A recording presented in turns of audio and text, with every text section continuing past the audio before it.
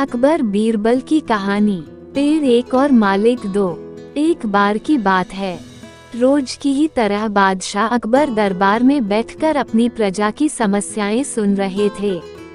सभी लोग अपनी अपनी समस्याएं लेकर बादशाह के सामने हाजिर हो रहे थे और तभी राघव व केशव नाम के दो पड़ोसी अपनी समस्या लेकर दरबार में आए। इन दोनों की समस्या की जड़ था इन दोनों घर के बीच मौजूद फलों से लबालब भरा आम का पेड़। मामला आम के पेड़ के मालिकाना हक को लेकर था।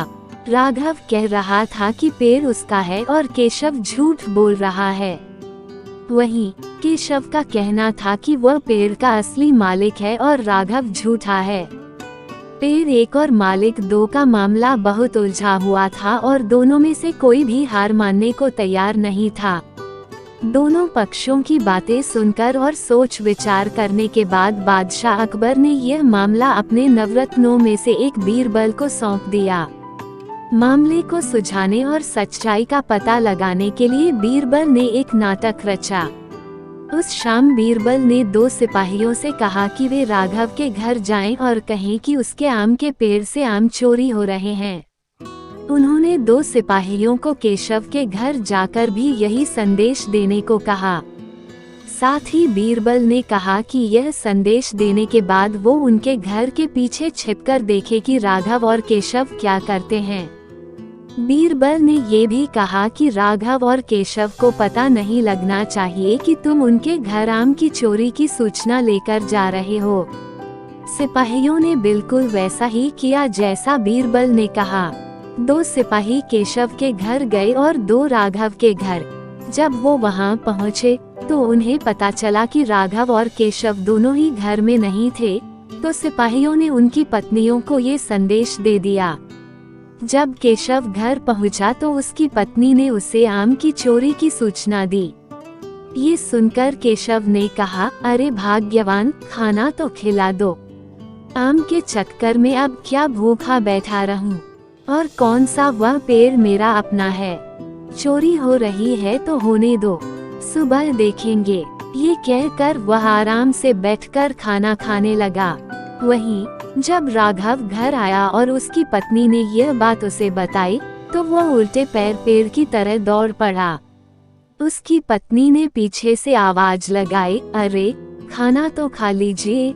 जिस पर राघव ने कहा, खाना तो सुबह भी खा सकता हूँ, लेकिन अगर आज आम चोरी हो गए तो मेरे पूरे साल की मेहनत पर पानी फिर जाएगा।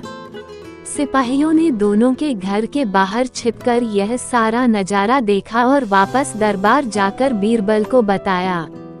अगले दिन दोनों फिर से दरबार में हाजिर हुए। उन दोनों के सामने बीरबल ने बादशाह अकबर से कहा, जहां पनाह, सारी समस्या की जड़ वह पेड़ है। क्यों न हम वो पेड़ ही कटवा दें? न रहेगा बांस, न बजेगी बांसुरी। बादशाह अकबर ने इस बारे में राघव और केशव से पूछा, इस बारे में आप दोनों का क्या ख्याल है? इस पर केशव ने कहा, हुजूर आपकी हुकूमत है, आप जैसा कहेंगे मैं उसे चुपचाप स्वीकार कर लूंगा। वहीं राघव ने कहा, मालिक, मैंने 7 वर्ष तक उस पेड़ को सींचा है। आप चाहें तो उसे केशव को दे दीजिए, लेकिन कृपा करके उसे कटवाएं न। मैं आपके आगे हाथ जोड़ता हूँ। उन दोनों की बात सुनकर बादशाह अकबर ने बीरबल की तरह देखा और कहा, अब आपका क्या कहना है बीरबल? इसके बाद बीरबल ने बादशाह को बीती रात का किस्सा सुनाया और मुस्कुराते हुए कहा, हुजूर, पेड़ एक और मालिक दो, ऐसा कैसे हो सकता है?